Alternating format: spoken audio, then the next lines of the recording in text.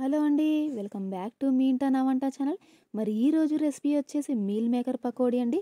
Meal maker pakodi అనేది సింపుల్గా, టేస్టీగా, అలాగే త్వరగా ఎలా చేసేసుకోవాలో వీడియోలో చూసేద్దామండి. నా వీడియోలు మీ దాకా రావాలంటే మరి సబ్స్క్రైబ్ చేసుకోవాలి కదండి. ఇంకా నా ఛానల్ని సబ్స్క్రైబ్ చేసుకునే వాళ్ళు పక్కనే ఉన్న బెల్ ఐకాన్ని క్లిక్ చేసుకోండి.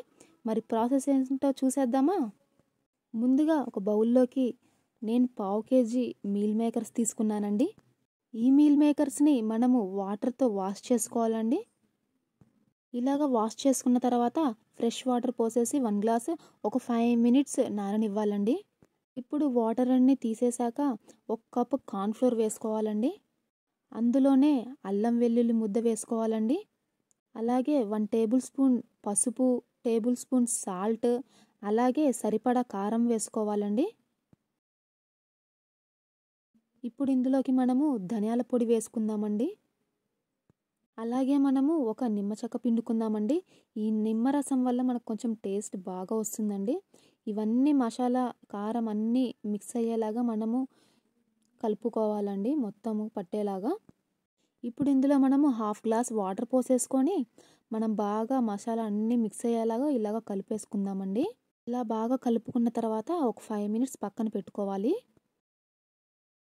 ఇప్పుడు ఆయిల్ బాగా హీట్ అయిన తర్వాత మీడియం ఫ్లేమ్లో పెట్టుకొని మనం కలిపి పెట్టుకున్నటువంటి మీల్ మేకర్స్ని ఒక్కొక్కటిగా వేసుకొని ఫ్రై చేసుకోవాలండి.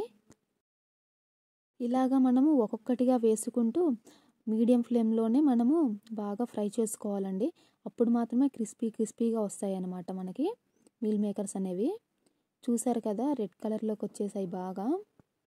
ఇలాగా మనం బ్యాచెస్ వైజ్ వేసుకుంటూ మీల్ మేకర్స్ని క్రిస్పీగా ఫ్రై చేసుకోవాలండి మీడియం ఫ్లేమ్లోనే. రెసిపీ అనేది ఈవినింగ్ స్నాక్స్ కింద మీరు కూడా ఒకసారి ట్రై చేసి చూడండి. పిల్లలైతే చాలా ఇష్టంగా తింటారు. ఒకసారి ట్రై చేసి చూడండి.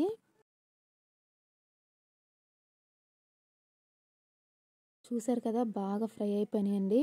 ఇప్పుడు పక్కకు తీసేసుకుందాము. చూసారు కదండి, మీల్ మేకర్ పకోడీ అనేది ఎంత ఈజీనో. మీరు కూడా ఒకసారి ట్రై చేసి చూడండి.